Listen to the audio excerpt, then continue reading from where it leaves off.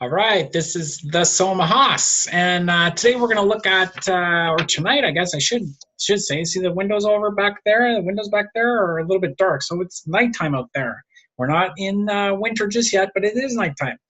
Okay, so let's take a look at this one. Okay, tonight we're going to be looking at numerology as a system of the book I wrote, the first book I released, which is the Book of Revelation Code.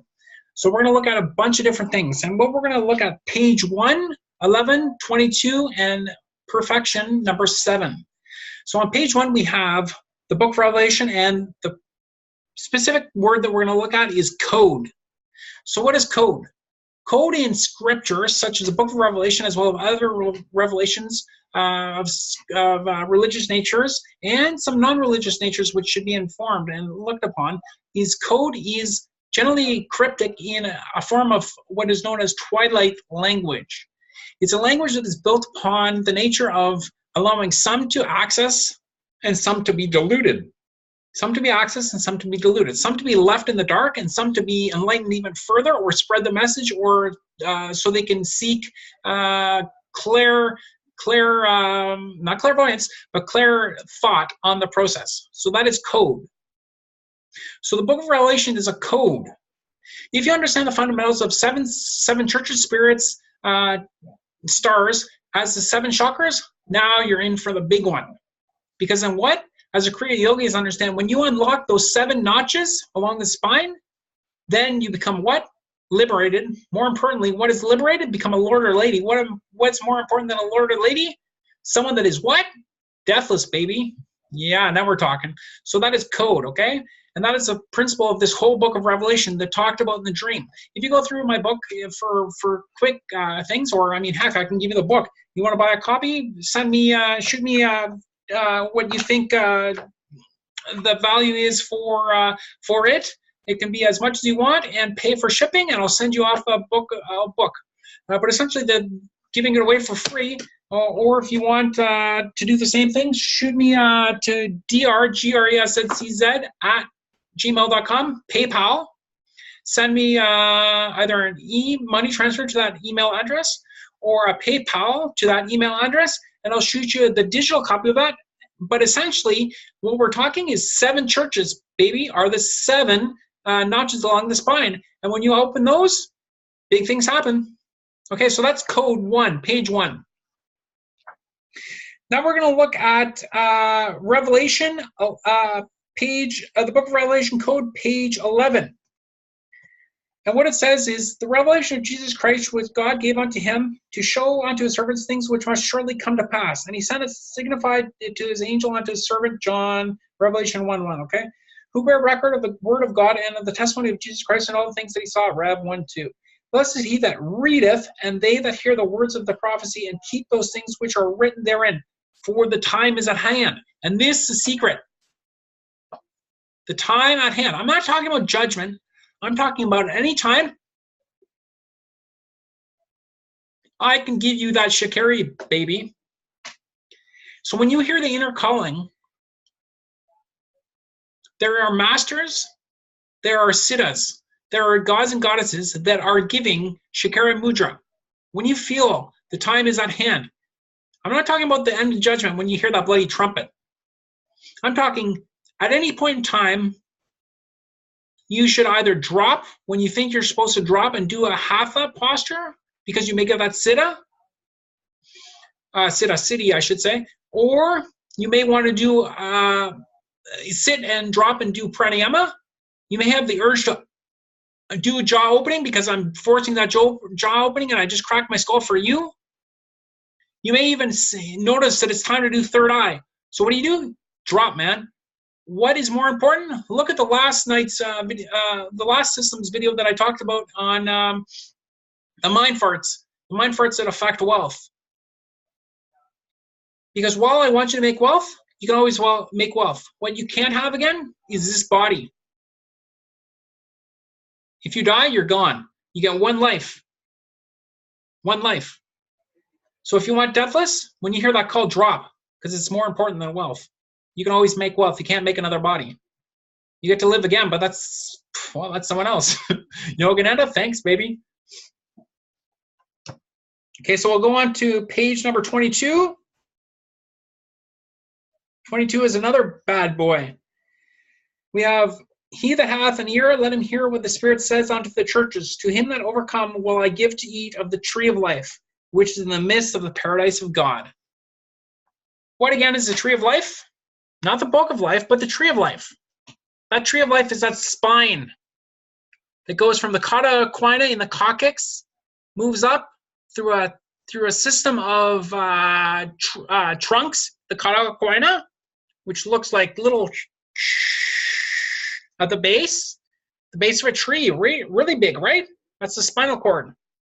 Then it comes up a tree trunk, which looks like the spine, a couple branches here and there, nothing pretty.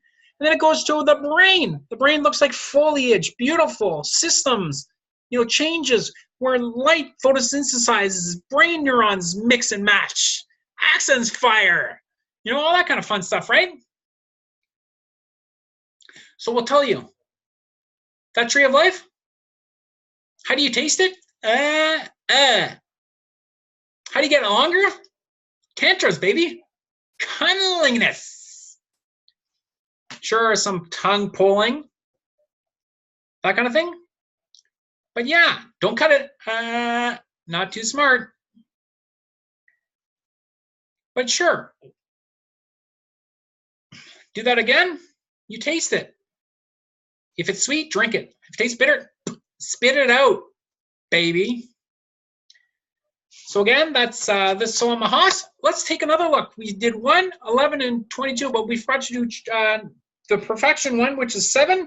Let's take a look at 7, the bad boy 7, in the book that I wrote, the first book that I released. And this is the bad boy.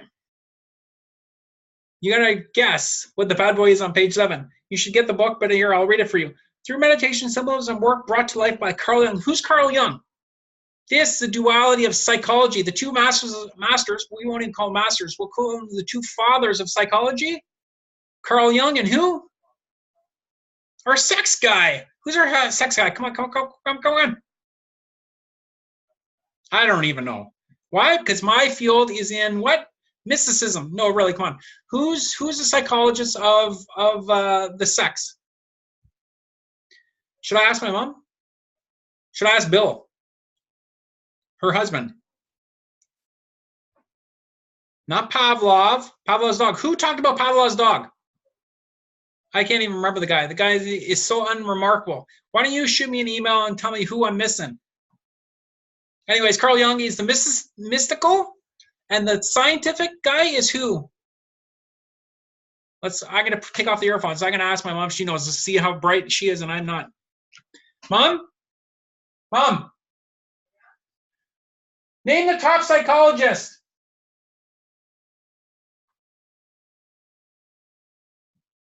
This might take a while. She's coming. Who's the top psychologist? Who's the top psychologist? You know the guy. The guy that did Pavlov's dog. He talked about taboos and sex. I don't know. She doesn't know either. Have you heard of Carl Jung? Yeah. Who's the other guy? He's the biggest psychologist.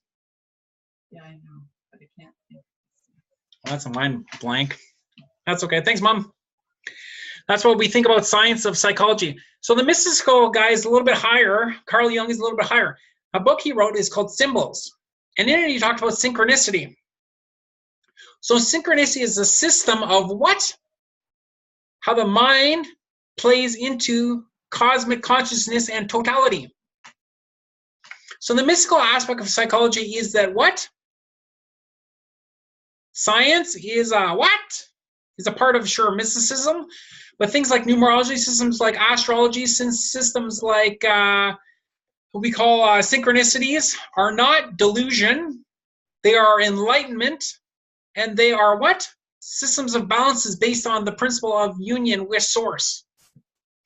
So as Carl Jung, a scientist, did a scientific study, getting mediums. Can you imagine mediums? We're discussing mediums in science and psychology. Mediums.